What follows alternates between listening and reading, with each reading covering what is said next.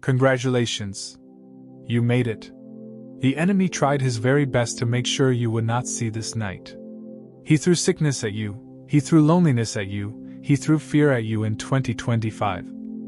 Hoping you would break. But look at you now. It is the last night of the year, and you are still standing. You are still breathing.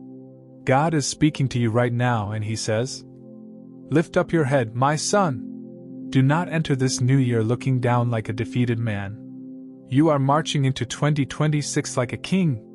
The battle is over, and your time to rule has begun. Welcome to your year of victory." Let's be honest for a moment. The road has been long, hasn't it? If you look at your hands, you see the map of your journey. You see the wrinkles that tell stories of hard work. You see the scars that remind you of the battles you survived. You remember the years of raising children, the late nights of prayer when the house was quiet, and the tears you shed when no one was watching. Being a human is tiring. We spend so much of our lives waiting. We wait for the traffic light to change. We wait for the doctor's report. We wait for the seasons to turn. We wait for our children to call.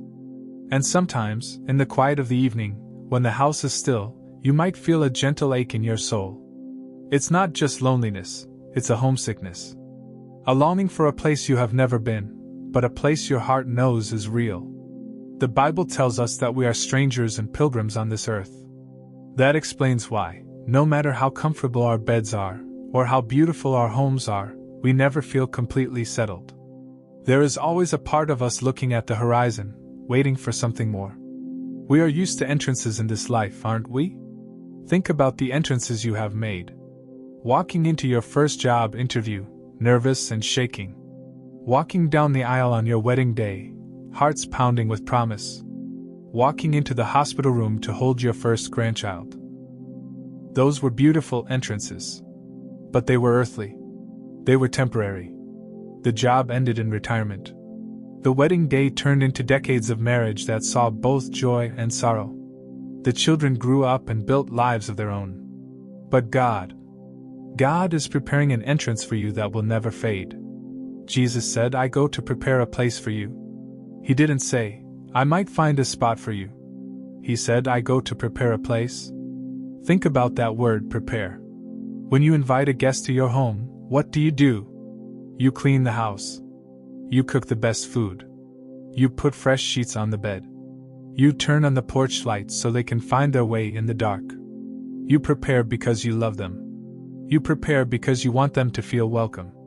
Now, imagine the creator of the universe, the architect of the stars, spending the last 2,000 years preparing a room, just for you. He knows your favorite color. He knows what brings you peace. He knows exactly what you need to rest after this long, hard life. This script isn't about dying. No, death is just the vehicle. This script is about arriving. It is about that split second when faith finally turns into sight. Many of us worry about that transition. We worry about leaving our loved ones behind. We worry about the process.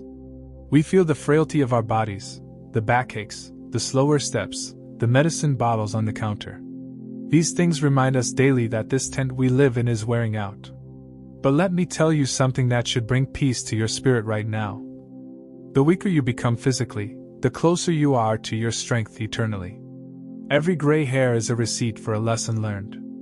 Every slow step is bringing you closer to the finish line. You are not fading away, you are getting ready to shine. Imagine the scene.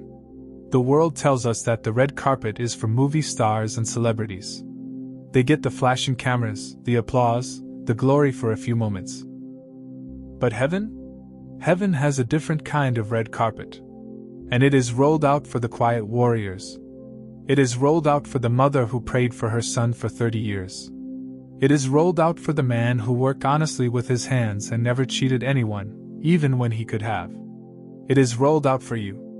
The grand entrance is not about how famous you were here. It is about how faithful you were here. In the next part of our journey today, we are going to walk up to those gates together. We are going to visualize what it feels like to leave the heavy burdens of this world at the door and hear the only voice that truly matters. Close your eyes for a second and imagine the heaviest coat you have ever worn. Imagine it is soaked with rain, heavy with mud, pulling down on your shoulders. That is what our earthly bodies feel like as we get older, isn't it? The aches in the morning, the medication schedules, the eyes that can't read the fine print anymore, the knees that hesitate before climbing stairs. We carry this weight with so much dignity, but it is heavy. Now, imagine the moment you step onto that celestial ground. Instantly, in the twinkling of an eye, the coat drops. The weight is gone. Take a deep breath in your mind. Do you feel that? No tightness in the chest. No anxiety fluttering in the stomach.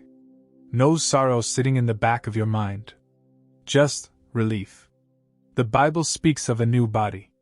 For those of us who have lived long lives, that is the best news we could hear. Imagine standing up straight, truly straight, for the first time in years. Imagine your mind being sharp, clear as a crystal stream, with no fog of forgetfulness.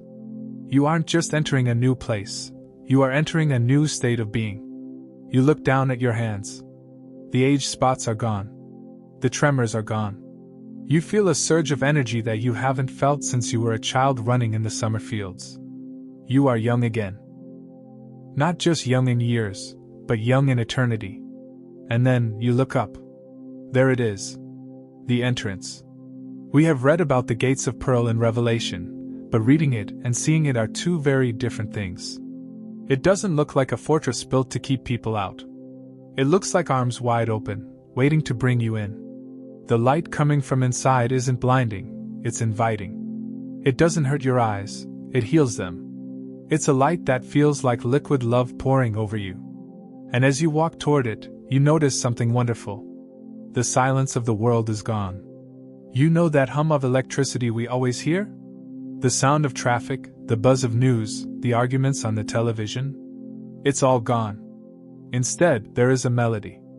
A sound so pure it vibrates in your very soul. It is the sound of worship. It is the sound of peace. It's the song that your heart has been trying to hum your whole life, but you never quite knew the words. Now you know them. But the grand entrance isn't just about the architecture. It's about the reception. As you get closer to those gates, you see figures standing there.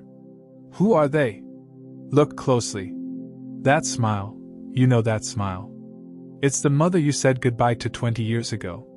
It's the father who worked so hard and left too soon.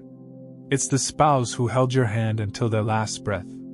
It's the child you lost and never stopped grieving for. They aren't sick anymore. They aren't old. They are radiant. And they are cheering. They are cheering for you. Scripture talks about the great cloud of witnesses. We often think they are just watching from a distance like spectators in a stadium. But I believe, at your grand entrance, they are on the front lines. They have been waiting for this moment. They have been watching your race. They saw you when you refused to give up on your faith. They saw you when you kept praying even when the answer didn't come. And now, they are the first to say, "Welcome home." You made it. You actually made it. Can you imagine the hug? That embrace where you don't have to worry about letting go. The tears you cry there won't be tears of sadness. They will be tears of pure, unadulterated joy. The kind of joy that washes away decades of missing them.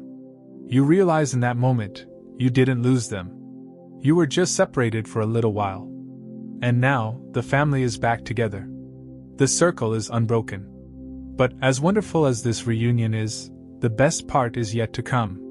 Because looking past your loved ones, standing in the center of the city, is the one who made it all possible. The hugs from your family are sweet. They are medicine for your soul. But then, the crowd gently parts. Your mother steps aside, smiling. Your old friends nod and point forward. Because there is someone else waiting. This is the moment you practiced for in every prayer. This is the moment you thought about every time you took communion. The grand entrance isn't about the gates. It is about the host. You walk forward. Your heart is pounding, not with fear, but with a love so intense it feels like fire. And then you see him. Jesus. You might have wondered, will he be stern? Will he ask me about my failures? Will he bring up that time in 1995 when I lost my temper, or the years I strayed away? As humans, we carry so much guilt. Even in our old age, we remember our mistakes.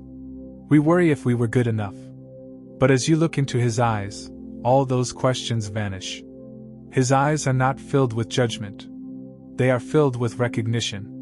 He looks at you like a father looking at a child who has finally come home from a long, dangerous journey. He steps toward you, and you notice his hands.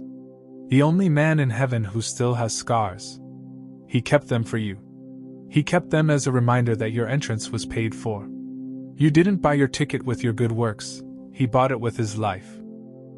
You instinctively want to fall to your knees. You want to bow down because he is the King of Kings. But imagine this, before your knees even hit the ground, he catches you.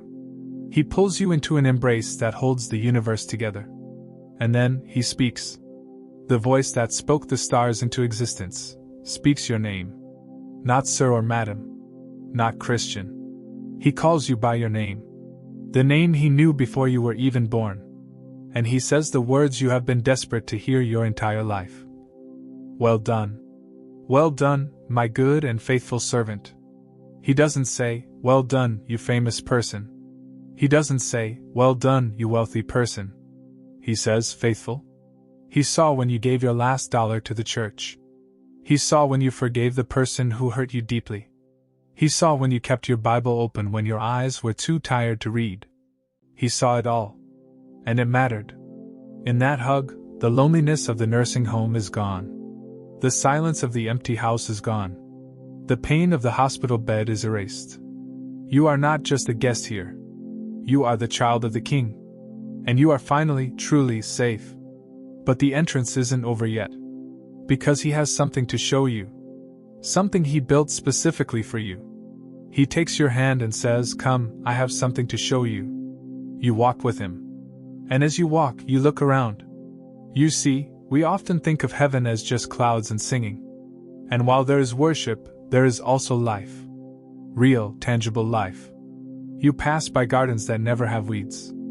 You see flowers that never fade or die. On earth, if you loved gardening, you know the struggle.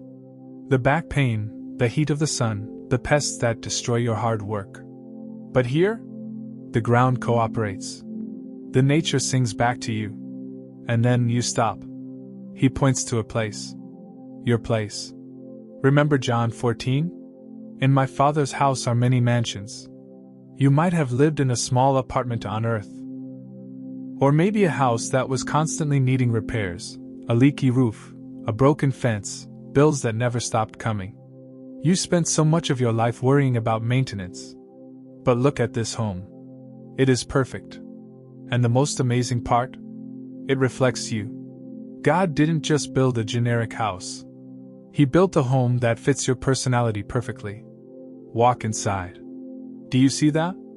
Maybe it's a library filled with books because God knew you loved to read, but your eyes got too tired in your later years.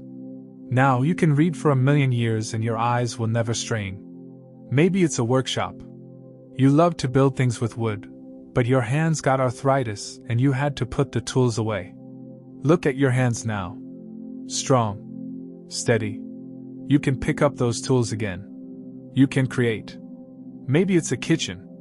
Not a kitchen where you have to cook because you have to, but where you cook because you love to. Where the table is always set for a feast. God didn't just save your soul, He saved your personality. He saved the things that made you smile. He didn't throw away your unique desires. He purified them and gave them back to you. Sit down for a moment on your porch. There is no clock on the wall. Think about that. No clock. No alarm setting off at 6 a.m. No doctor appointments to rush to. No rushing to the bank before it closes. No counting the days until the medicine runs out. Time doesn't rule you anymore. You have all the time in the world. You have time to talk to King David about his Psalms. You have time to ask Moses about the Red Sea. You have time to sit with your grandmother and hear the stories she never got to finish. This is what rest truly means. On earth, sleep was an escape from exhaustion. Here, you don't sleep to recover, you live because you are energized. The Bible calls it the Sabbath rest for the people of God.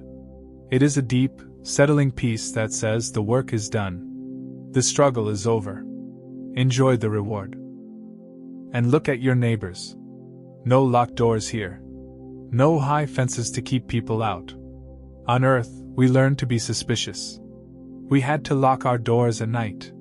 We watched the news and felt afraid of the violence in the streets. But here, fear is extinct. It doesn't exist. You can walk the streets at any time, and you will meet nothing but love. You realize that this is what your soul was searching for every time you felt lonely on earth. You weren't just lonely for people, you were lonely for this kind of fellowship. Pure, holy, safe fellowship. But the grand entrance has one final surprise. The biggest celebration of all is about to begin. The table is set. And finally, the trumpet sounds. It is time for the celebration. The Bible calls it the marriage supper of the Lamb.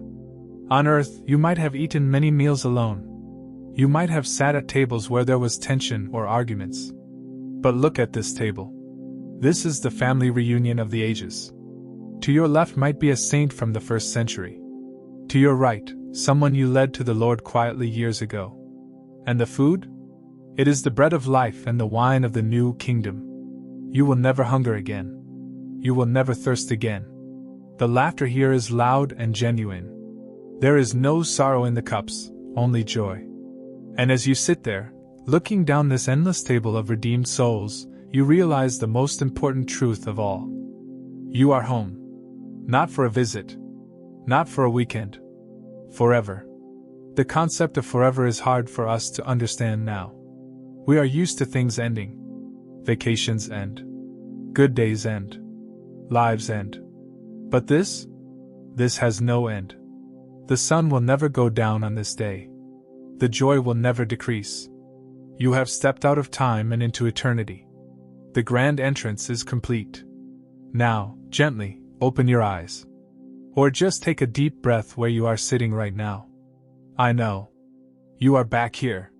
You might still feel the ache in your back. You might see the medicine bottles on the counter. You might hear the clock ticking on the wall. It's okay. I told you this story not to make you sad that you aren't there yet, but to give you strength while you are here. Sometimes, when you are older, you feel like the world has moved on without you. You feel like your best days are behind you. But that is a lie. Your best days are not behind you. Your best days haven't even started yet. What you are living now, this is just the waiting room. So, when the nights get long and lonely, remember the grand entrance. When your body hurts, remember the new body that is waiting in the closet of heaven, ready for you to put on. When you miss your loved ones, remember that they are standing at the gate, checking the horizon, waiting for your arrival.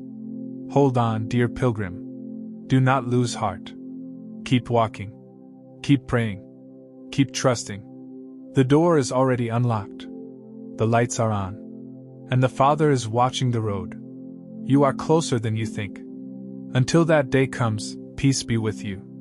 And remember, the best is yet to come.